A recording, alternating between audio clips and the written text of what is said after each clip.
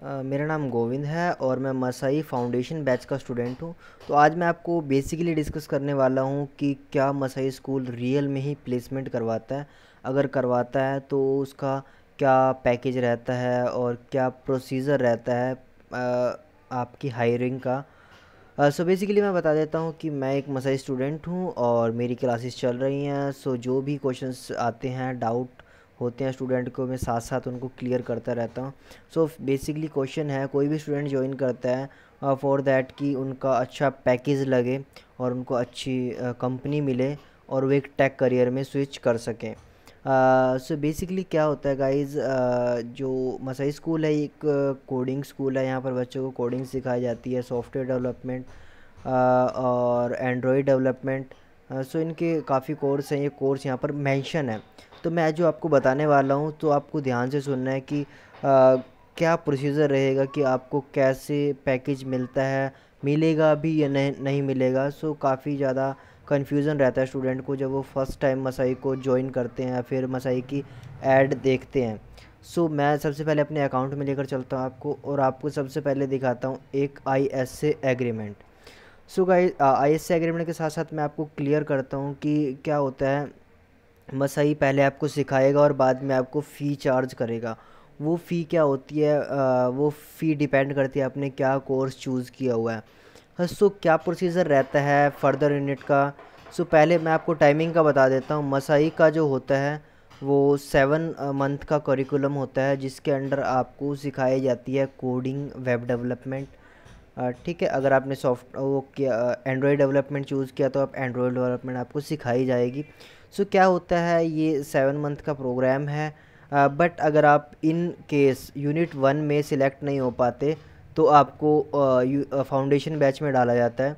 और foundation batch में क्या होता है गाइस, ये कहो कि आप एक एक्स्ट्रा करिकुलम होता है। अगर आपका सिलेक्शन फाउंडेशन बैच में हो जाता है तो आपको जो होता है आपका कोर्स 8 मंथ का हो जाता है, यानी कि आपको पहले 2 महीने फ्री में पढ़ाया जाता है, यानी आपके से कोई ISA एग्रीमेंट साइन नहीं करवाया जाता है।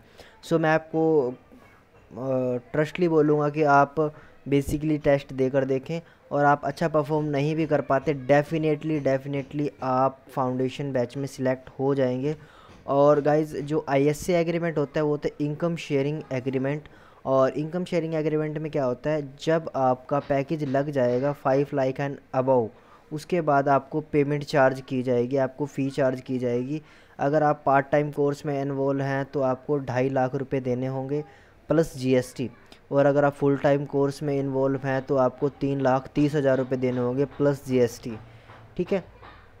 सो ये पेमेंट देनी कैसे होगी गाइज, ये ISA एग्रीमेंट होता क्या है। सो बेसिकली मैंने आपको बताया था कि ISA एग्रीमेंट वो एग्रीमेंट होता है जिसमें जब आप इसको ज्वाइन करते हैं तो आपको फ्री में सिखाया जाता है। Then after completing the course, अगर आप 1 साल के अंदर जॉब लग जाती है आपकी, तो आपको पेमेंट करनी होगी, अदरवाइज़ नहीं करनी होगी। सो अंदर की बात मैं बताने वाला हूँ कि अगर आप सोच रहे हैं कि आप यहाँ से जॉब नहीं लगेंगे और आप छोड़ देंगे और मसाई आपको कुछ नहीं बोलेगा, तो मैं आपको क्लियरली बता देता हूँ, अगर आप 4 साल के अंदर किसी भी टेक कंपनी में जॉब लग जाती है आपकी तो आपको पे करना ही पड़ेगा। ठीक है। तो डेफिनेटली आपको डायरेक्टली या इनडायरेक्टली आपको पे करना होगा मसाई को। ये अगर अकॉर्डिंग टू आपकी कोर्स फ़ी है। तो आप कैसे कैलकुलेट करेंगे, अगर आपका पैकेज, ये मानो कि आपका पैकेज यहाँ पर आपको शो करेगा कितना पैकेज है।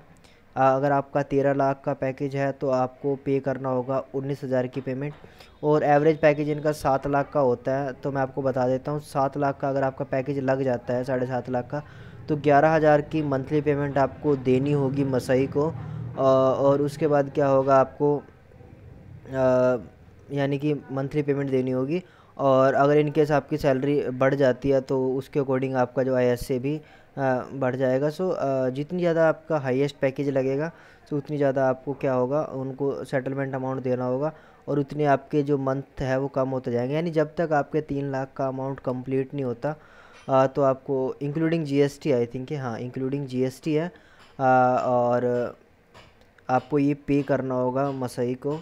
और अब क्या होता है कंडीशन, कुछ बच्चे बीच में ही छोड़ देते हैं। तो मैंने आपको बताया यूनिट 1 और यूनिट 1 और फाउंडेशन बैच में आपको कोई पेमेंट नहीं करनी, चाहे बीच में छोड़ के चले जाओ, चाहे आप फर्स्ट डे छोड़ के चले जाओ, चाहे आप 20 डेज बाद छोड़ के चले जाओ, आपको कोई नहीं रोकेगा, आप फ्रीली जा सकते हो। बट अगर आपने आईएससी यूनिट 1 में साइन कर दिया है और आप यूनिट 2 में छोड़ के जा रहे हैं तो आपको आधी पेमेंट देनी होगी, यानी कि आपके 3 लाख है तो आपको 1.5 लाख मसाई को देने होंगे फ्री फंड में।